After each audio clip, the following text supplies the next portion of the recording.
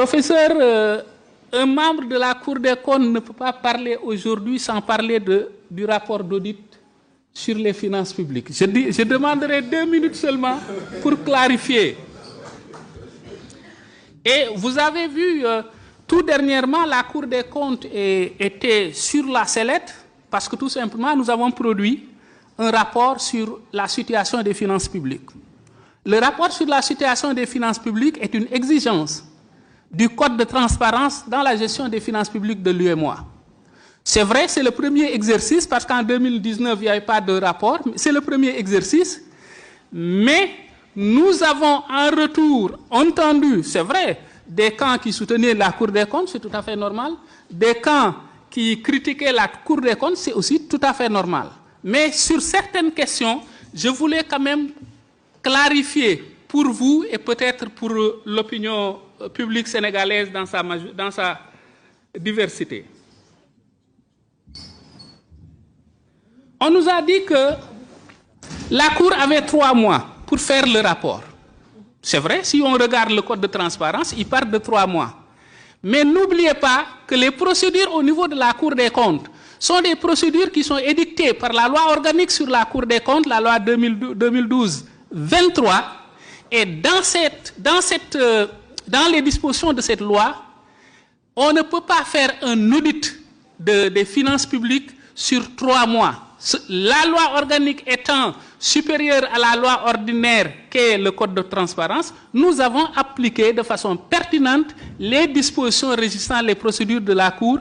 Et pour ça, il faut un minimum de 3 mois pour faire l'audit, il faut un minimum d'1 mois pour avoir les conclusions du parquet, et il faut un minimum d'1 mois pour faire le contradictoire. Ça veut dire que la Cour ne peut pas faire un rapport sur la situation des finances publiques en 3 mois. L'on a dit aussi que nous n'avons pas respecté le principe du contradictoire. La loi organique sur la Cour des comptes dit que toutes les procédures de la Cour sont écrites et contradictoires. Ça veut dire que nous, tout ce que nous faisons, c'est à partir du contradictoire. Maintenant, lorsqu'on parle de l'audit sur la situation des finances publiques, ce n'est pas un audit qui s'intéresse à telle ou telle personne ou tel ministre. Il s'agit pour cet audit de mettre le curseur sur la situation des finances publiques en temps T, tout simplement. Donc, on ne s'intéressait pas aux ministres qui se sont succédés au niveau du ministère des Finances ou bien au niveau du ministère de l'Économie. Ce qui nous intéressait, ce sont les administrations qui ont produit les données et le contradictoire a été respecté avec ces administrations. Les gens ont dit que aussi le rapport n'était pas signé. Le rapport était bien signé. Nous ne pouvons pas faire un rapport qui n'est pas signé. Maintenant, les publications au niveau du site de la Cour, c'est des publications où nous n'avons pas de signature au niveau de ces publications. Et là, vous allez dans n'importe quelle Cour des comptes, y compris la Cour des comptes française, vous verrez qu'il n'y a aucun document signé au niveau du site. L'authentification, c'est à partir de la publication dans le site de la Cour des comptes. Certains sont même allés jusqu'à comparer la dernière page d'un rapport signé et la dernière page du rapport qui est sur le site. Ils ont dit que c'était différent. Normalement, ça ne peut pas ne pas être différent.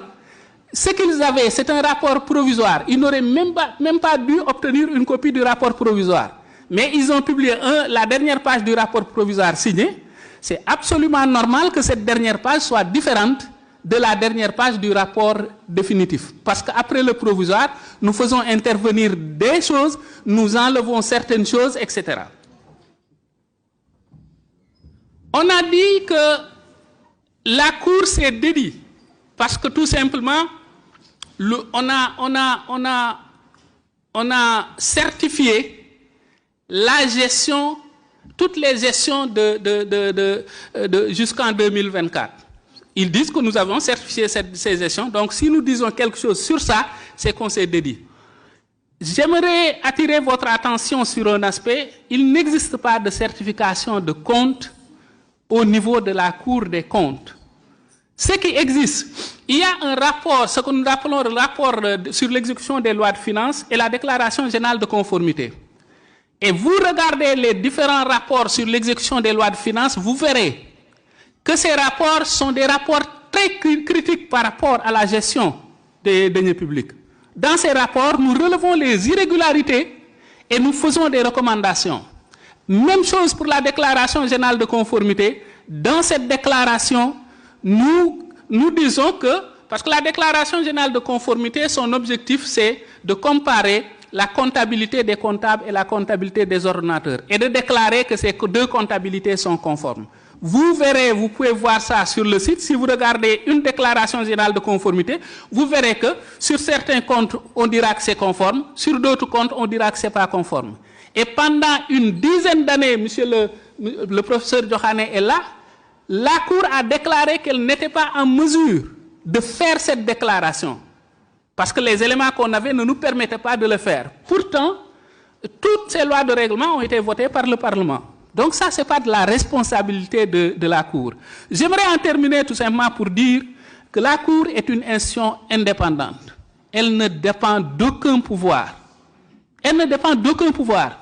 Nous ne dépendons pas du pouvoir exécutif. Et au niveau de la Cour, nous tenons à notre indépendance. Nous tenons à notre indépendance comme à la prunelle de nos yeux. On ne permettra pas à un seul pouvoir dans ce pays, ici et maintenant, d'hier, de s'impliquer ou de s'immiscer dans le cadre du travail de la Cour des comptes. Ce que nous faisons, nous le faisons parce que nous sommes la sentinelle des finances publiques dans ce pays et nous continuerons à l'être. Le professeur Diokhane est là.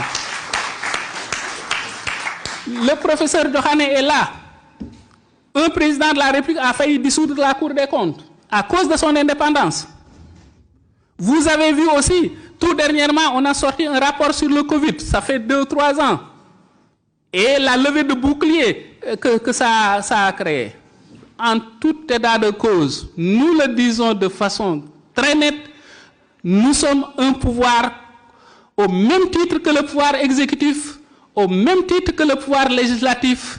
Nous assumerons notre indépendance jusqu'au bout, quel que soit le pouvoir qui serait en place. Je vous remercie.